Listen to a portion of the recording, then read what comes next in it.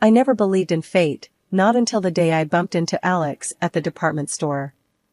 It was one of those busy sale days, the kind where you find yourself elbow to elbow with strangers, all hunting for a bargain. That's where our story began, amidst the chaos and the discount signs. I'm Sarah, by the way, a librarian with a love for quiet spaces and the rustle of pages. My life was simple, routine, and I liked it that way. Then, Alex stormed in, like a character out of one of those romance novels I secretly enjoyed during my lunch breaks. He was a sales manager, a man who thrived in the hustle and the bustle, a stark contrast to my own world. "Hey, watch it!" I snapped as someone's hand brushed against mine, reaching for the last lamp on sale. I looked up, ready to unleash my frustration on the intruder, but my words faltered. There he was, Alex, with a grin that could light up the dim aisle we stood in. "Sorry about that," he chuckled, his hand still on the lamp I had my eyes on. "But I saw it first."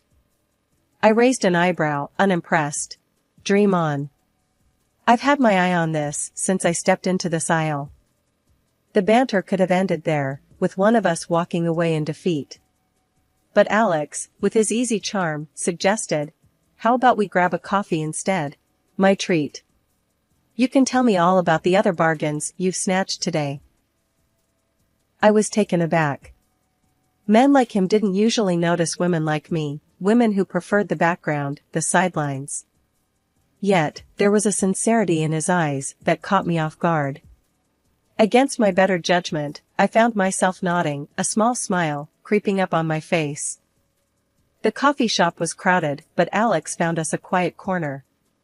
As we sat, sipping on our drinks, the conversation flowed effortlessly. He talked about his job, how he loved the challenge, the thrill of closing a deal. I shared my passion for books, how each page whisked me away to a different world.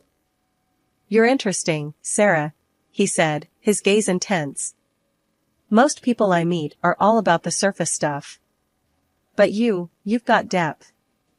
I could feel my cheeks heating up at his words.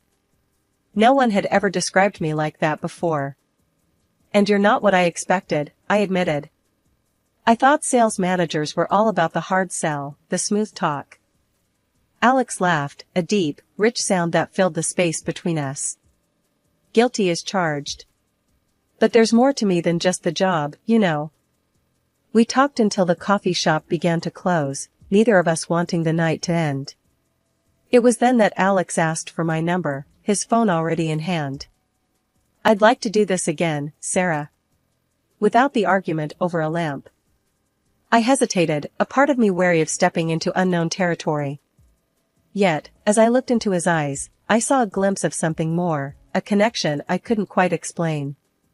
So, I gave him my number, setting the stage for what would become the most tumultuous chapter of my life. Our chats turned into dates into a relationship, and before I knew it, Alex and I were standing at the altar, promising each other forever. We moved into his house, a cozy little place that soon felt like home. Our dreams of starting a family, however, proved to be a challenge, testing our bond in ways I never imagined. Life has a way of flipping the script on you, doesn't it? For years, Alex and I chased the dream of having a kid, running the gamut of tests only to be told by doctors to keep the faith. We did, until we didn't. Somewhere down the line, hope turned into acceptance that it would just be the two of us.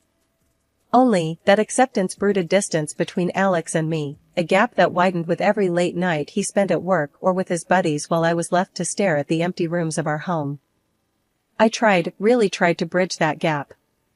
"Alex, maybe we should see someone, a professional to talk about this," I suggested one evening, mustering all the courage I had.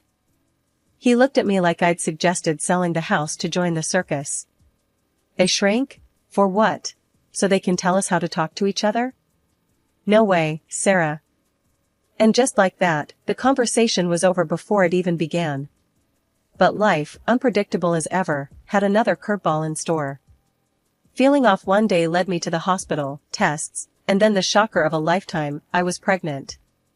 The joy of it overwhelmed me, a joy I couldn't wait to share with Alex. His reaction, though, was as cold as ice. "Pregnant? Sarah, you know how old you are, right? You're an old 39-year-old woman with your sores and problems. This is risky, dangerous even. Maybe we should think about not going through with it. His words hit me like a slap. Not go through with it? Alex, this is our baby, our miracle. But the Alex standing in front of me wasn't the man I married. This version was distant, cold, and calculated. A miracle? Or a mistake? Think about it, Sarah. Pregnancy was anything but easy. My body felt like it was on a roller coaster, and my heart? Well, it was breaking. Alex's visits were few and far between, each one more awkward and strained than the last. Coming home from the hospital only meant returning to a house that felt less and less like a home. You're not even working, Sarah. I'm out here, busting my ass, and for what? So you can play house? Alex threw those words at me one night, his frustration boiling over. I bit back the hurt, the anger. Playing house? Is that what you think I'm doing? I'm carrying our child, Alex. Our child. But it was like talking to a wall. A wall that was packing its bags and moving farther away from me with each passing day. Our conversations dwindled to nothing, our interactions mere ghostly encounters. The man I once thought I'd grow old with had become a stranger, passing through the life of me and our soon-to-be child like a ship in the night. When I thought I'd faced the toughest battles, life proved me wrong. Giving birth to Daniel was both a miracle and a storm's beginning. Barely catching my breath from labor, the doctors hit me with news that felt like a punch to the gut. Daniel was sick, they said, he will be disabled, and everything that an ordinary child can do will become inaccessible to him. Hearing that, I felt my world tilt. It was one of those moments where everything slows down, and all you can hear is your heartbeat loud in your ears. But I had to be strong, for Daniel. I was reeling, trying to wrap my head around this new reality, when Alex walked into the hospital room. His face was stone, eyes cold, a harbinger of the storm to come. Sarah, what's this I hear about Daniel being sick? His voice was sharp, cutting through the sterile air of the hospital room. I swallowed, trying to find the words. The doctors, they said he has a serious condition. But we can. Serious condition? Alex interrupted, his voice rising. He is an invalid, a worthless person. And whose fault is that, huh? You had to push for this, didn't you? At your age. His words shocked me. A worthless person? Alex, how can you say that? We wanted him, we tried for him. Wanted? He laughed, a harsh, bitter sound. I wanted a healthy child, Sarah. Not a lifetime burden. Do you have any idea how much this is going to cost us? How much he's going to need? I felt my heart break, piece by piece. He's your son, Alex. Our son. How can you talk like this? Alex paced, a caged animal looking for an escape. No, Sarah, I can't do this. I won't. I want a divorce. The word hung in the air, heavy and final. A divorce? I echoed, disbelief and pain mingling in my voice. Yes. And I want it clean and quick. I'll take the house, you take the kid. That's it. I was speechless, watching the man I thought I knew transform into a stranger. And what about Daniel? My voice was barely a whisper. I want nothing to do with him. You'll have to sign papers saying I gave up all rights. That's my condition. The absurdity of the situation hit me then. This was no longer the man I married, this was someone else entirely. I agreed, not because I wanted to, but because I knew Daniel and I were better off without him. Leaving the house we shared, the life we built, felt like tearing away a part of myself. But as I held Daniel close, I knew it was the start of something new, something ours. Then, the final blow came. Friends told me Alex had moved someone, and almost immediately after I left, a young, pregnant woman. The pieces fell into place, the late nights, the detachment. He'd been living a double life, and now he was starting a new chapter, without a backward glance. Starting over was no walk in the park. With Daniel in my arms and my life in shambles, I found myself on the doorstep of a new beginning. The house we moved into was modest, nothing like the one I'd left behind, but it was ours, and that made it perfect. I was ready to devote my whole life to my special baby. But the day the doctor told me there had been a mistake with Daniel's diagnosis was the day my world shifted on its axis. For years, I'd braced for a life of challenges, of endless doctor visits and sleepless nights. Then, suddenly, we were handed a clean slate. "I'm terribly sorry for the error. Your son is perfectly healthy," he'd said, looking both relieved and embarrassed. I could have been angry, but all I felt was an overwhelming rush of gratitude. Daniel was going to be okay. We were going to be okay. I threw myself into motherhood with a vigor I didn't know I had. Those early years were a blur of milestones, of first words, first steps, and countless firsts that filled our days with joy and our hearts with love. My grandmother's inheritance was a blessing, a safety net that allowed me to focus on Daniel, without the weight of financial worries. When the time came, selling her house felt like closing one chapter and opening another, right here in our new home, where every corner whispered of new beginnings. Returning to work wasn't just a financial decision, it was about reclaiming a piece of myself that had been on pause. The library, with its familiar smell of books and the quiet hum of day-to-day business, welcomed me back like an old friend. "Back to the grind, huh?" Jake, my colleague, had said with a grin on my first day back. He'd been manning the fort while I was away, and his casual chaos was a stark contrast to my need for order. "Yeah, someone's gotta keep you in line," I shot back, slipping into the easy banter that had always made our workspace lively. Adjusting to the rhythm of working life, of juggling schedules and snatching moments with Daniel between shifts, was a challenge, but one I embraced wholeheartedly. Daniel, for his part, thrived in school, his curiosity boundless, his energy infectious.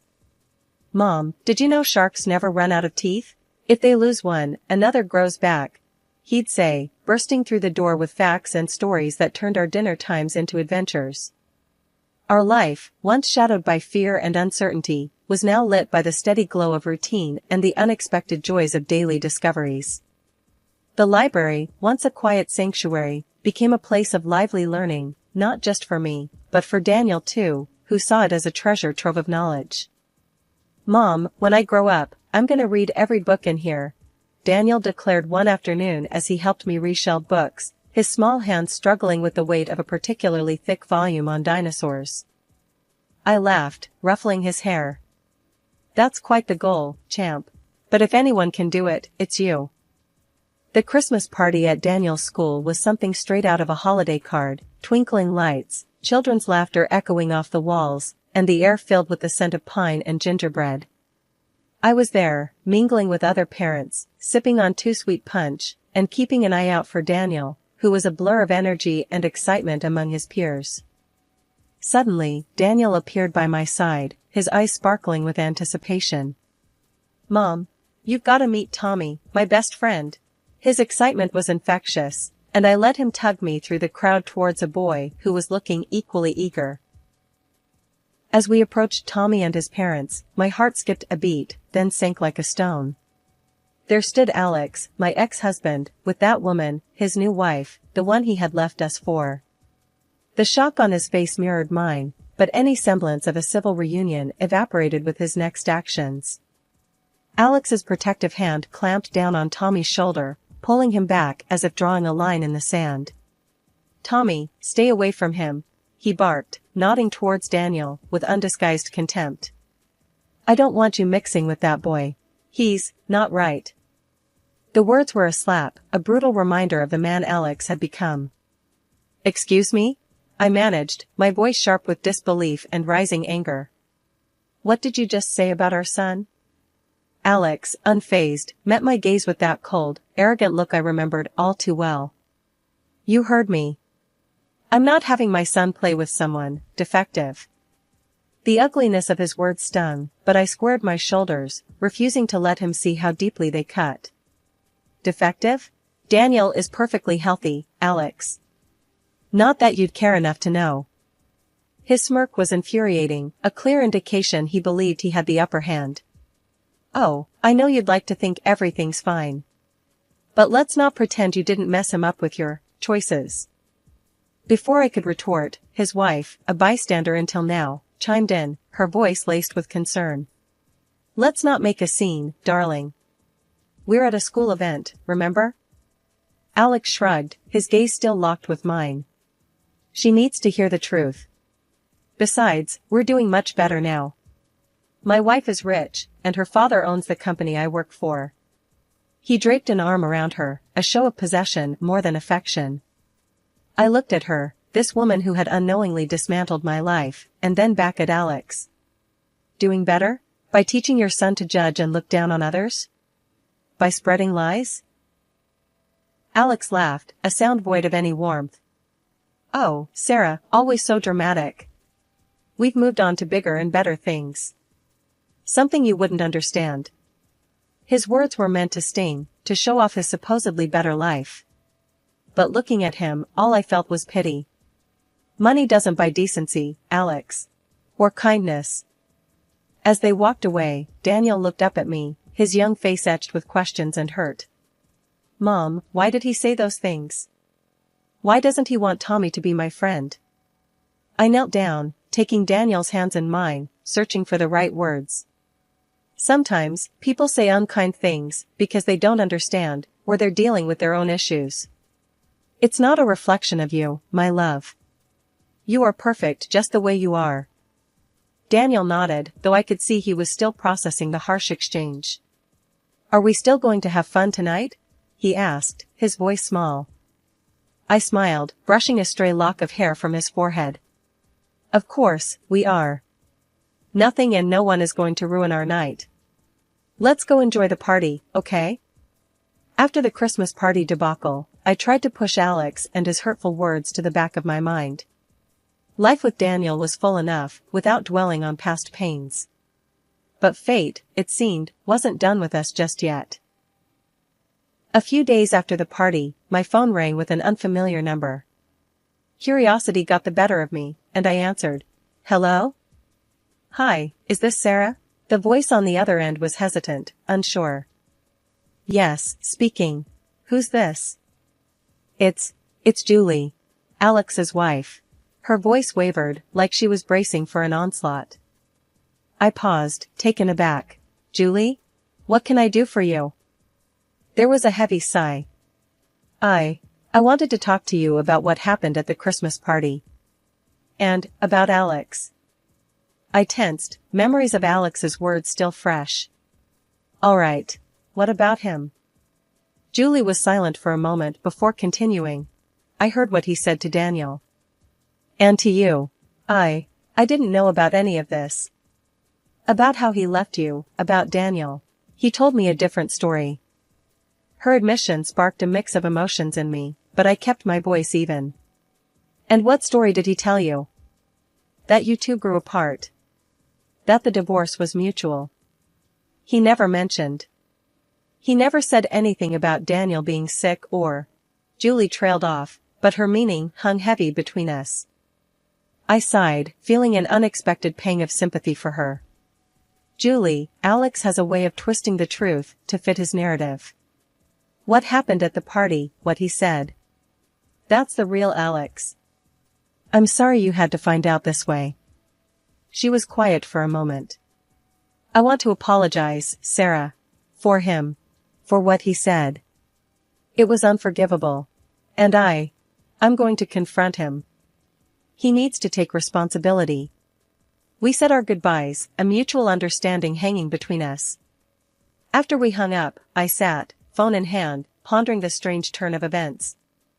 Alex's lies unraveling at the seams, and Julie, caught in the crossfire, seeking truth. 2 weeks later, after Julie's unexpected call, my phone rang, slicing through the quiet of the evening. The screen flashed his name, a reminder of a chapter one thought I had closed for good. With a sigh, I answered, bracing myself for whatever came next. Sarah, you've ruined everything. Alex's voice was sharp, tinged with desperation and anger. I pulled the phone away from my ear for a moment, taking a deep breath before responding. Ruin everything? Alex, whatever's happening is on you, not me. He was practically seething on the other end. Julie's leaving me. She found out about how I treated you, and then she got detectives on me. Found out I messed up again. I couldn't help but let out a bitter laugh. So, let me get this straight. Julie left you because you're the same lying cheat you've always been, and somehow this is my fault? It wouldn't have happened if you hadn't talked to her, he accused, his logic as flawed as ever. Alex, I didn't tell Julie to hire detectives. And I didn't make you cheat. You did that all on your own, I said, my voice firm, devoid of any sympathy I might have once had for him. There was a pause, and when he spoke again, his voice was laced with a desperation I hadn't heard before. I've lost everything, Sarah. Julie's dad fired me from the company. She's taking the house, the cars, everything. I have nothing. I shook my head, even though he couldn't see. And you think this is my problem because we were married once. We have Daniel. And I know I've been terrible, but I've changed, Sarah. I've realized everything now. Please, can we try again? For Daniel?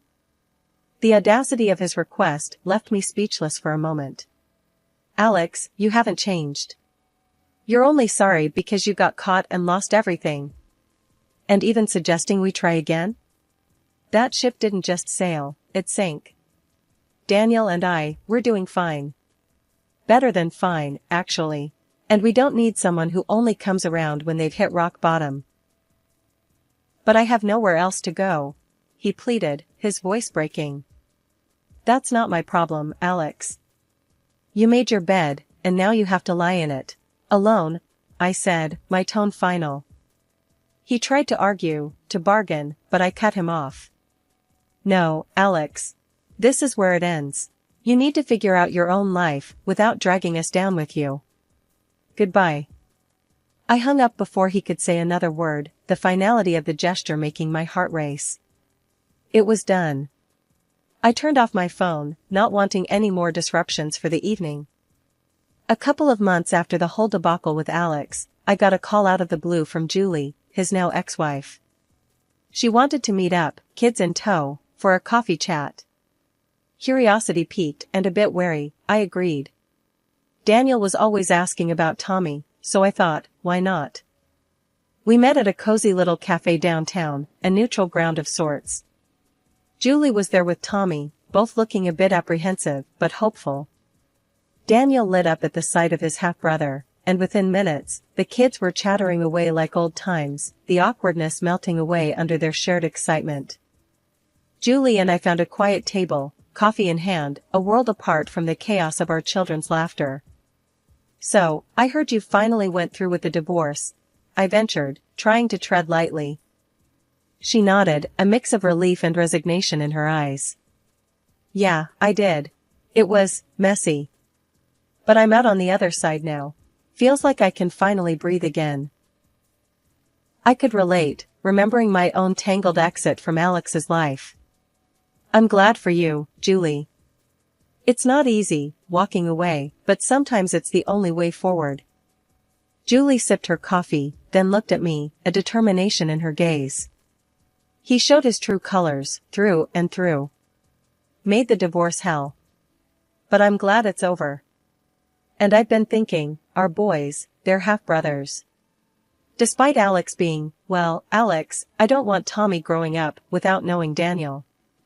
Her suggestion took me by surprise, but the more I thought about it, the more it made sense.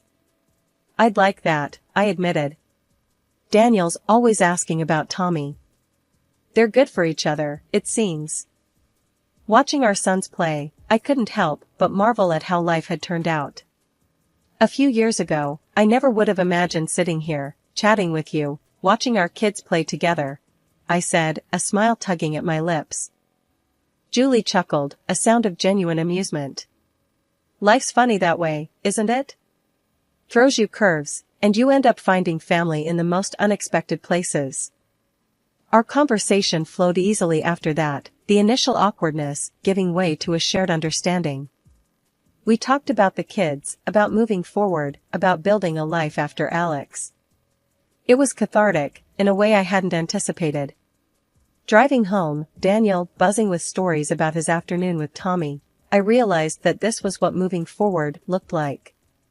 It wasn't just about leaving the past behind, it was about building something new, something better, from the pieces.